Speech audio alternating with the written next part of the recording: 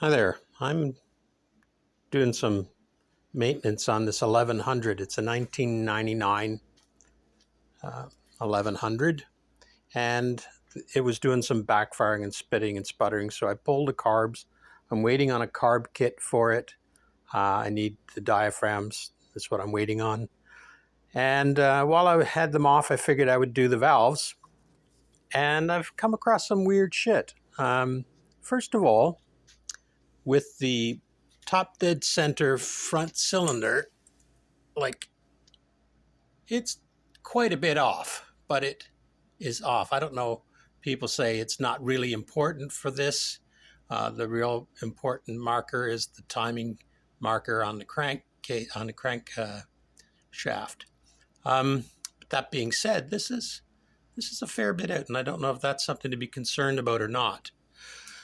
As for the plugs that came out, the plugs that were pulled are both in excellent shape. Almost thinking the previous owner changed the plugs just before I got it. If that would stay in focus, it would be great. Let's see. It had focused. Let's see if we can get it to focus on that plug again. There we go. So the plugs are nice and clean. Far too clean, which makes me think they're new. Anyway, it has new plugs in it now. But another thing that I find very strange on this engine is people talk about the timing marks and the front mark being plain and the rear mark having a T. Well, I don't know if you can see in there, but